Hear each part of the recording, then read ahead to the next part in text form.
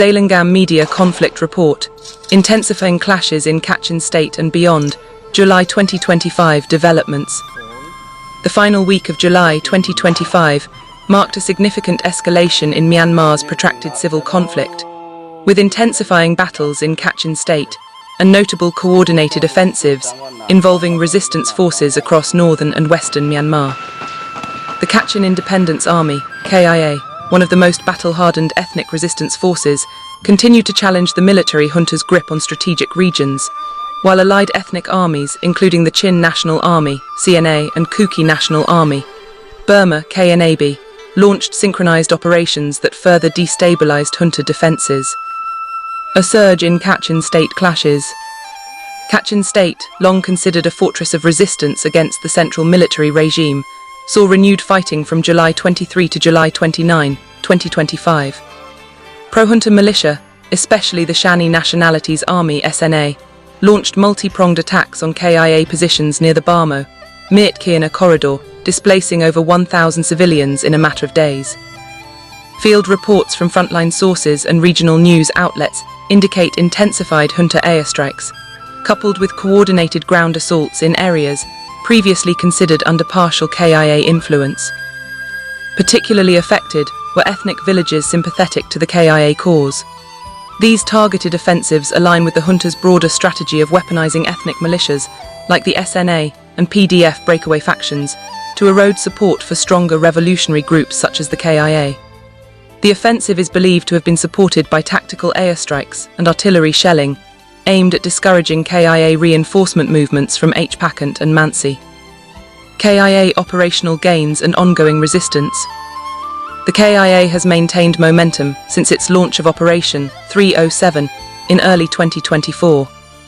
That campaign delivered several significant victories, including the seizure of Chipwe in September 2024 and the capture of Artillery Battalion 366 in Burma in February 2025. Over the course of 2025, the KIA and Allied People's Defense Forces, PDFs, have reportedly taken control of more than 300 junta positions and 15 towns across Kachin, northern Shan and Sagaing. Their strategy is focused on severing key supply lines of the junta, particularly the Myanmar-Burma Road, and asserting control over resource-rich zones, especially the Pakant jade mines. Though specific battlefield updates from late July remain fragmented due to restricted media access, the overall trend suggests continued pressure on junta logistics and deepening resistance influence across contested terrain. Civilian displacement and humanitarian toll.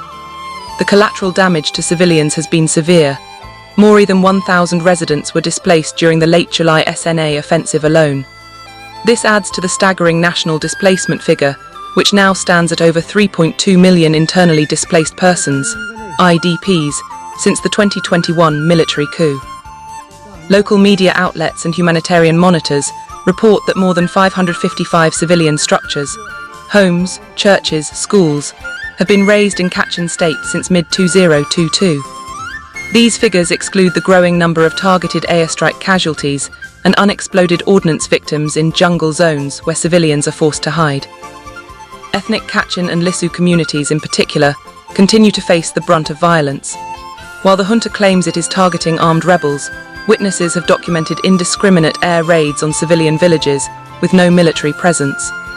The Kachin Women's Association Thailand reported that nearly 200 civilians were killed or injured by airstrikes and artillery shelling in Kachin and northern Shan states between 2022 and late 2023. That number has since risen, though exact figures remain difficult to verify due to access restrictions.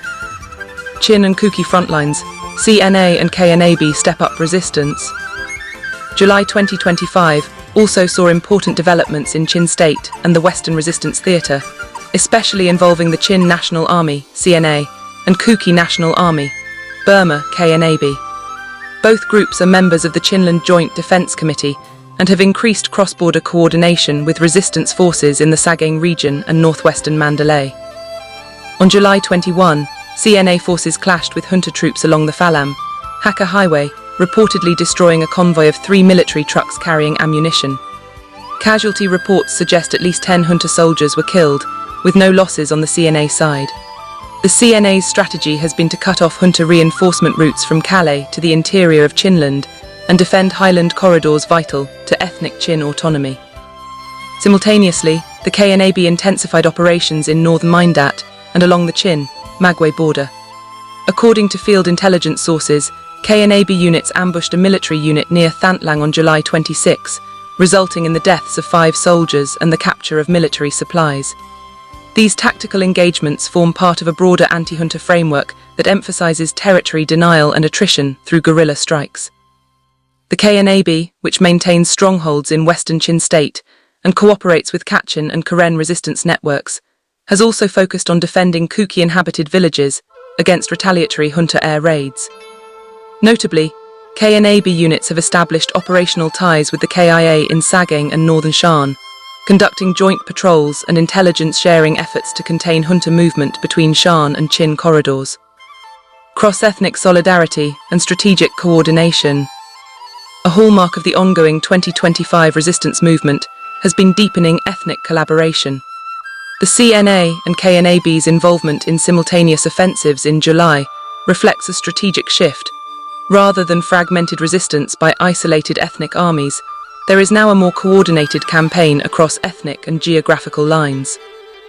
This trend mirrors the successes of Operation 1027, launched in October 2023 by the Three Brotherhood Alliance, a coalition of the KIA, Arakan Army AA, and Tang National Liberation Army TNLA.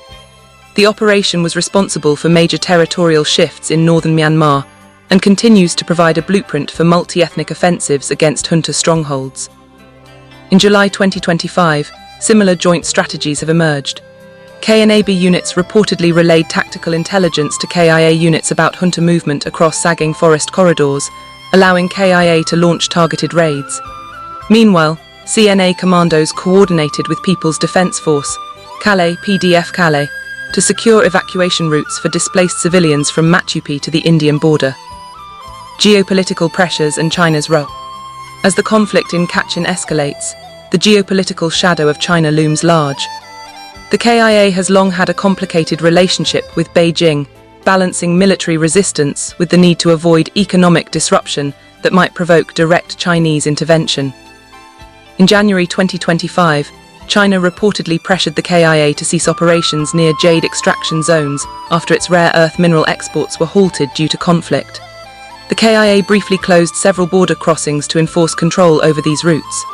Only after direct diplomatic engagement did the crossings reopen. This precarious balance continues to shape the KIA's operational tempo and decision-making, especially in regions adjacent to the Yunnan border.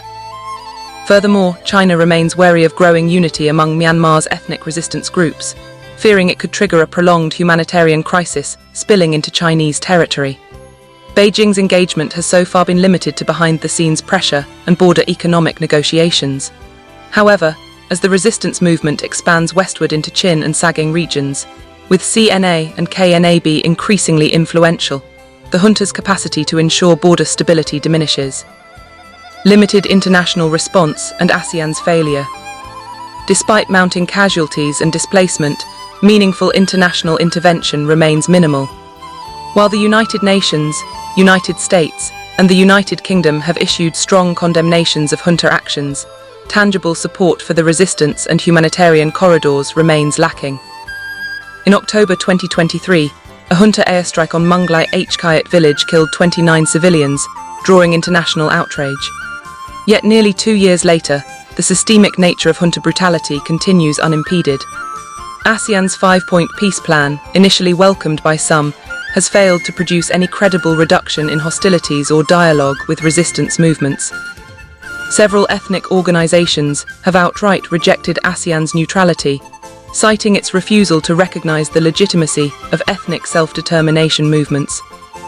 On the ground, local civil society organizations and religious institutions have filled the gap left by international NGOs.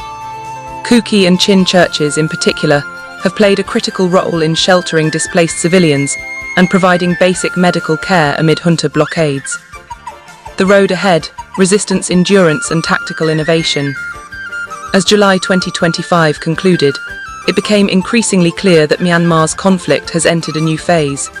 marked by a durable, decentralized resistance, and a junta increasingly reliant on air power and ethnic militias to maintain its crumbling territorial grip. In Kachin State, the KIA's long-term strategy remains intact: disrupt junta supply lines, consolidate liberated zones, and expand influence through cross-ethnic alliances. The CNA and KNAB, meanwhile, have shown growing tactical acumen and field discipline, executing well-timed ambushes and defending key routes that connect the resistance heartlands from the Chin Hills to the Sagaing forests. The possibility of a large-scale resistance-led offensive in late 2025 cannot be ruled out. Multiple indicators, including weapons stockpiling, new recruit training and cross-border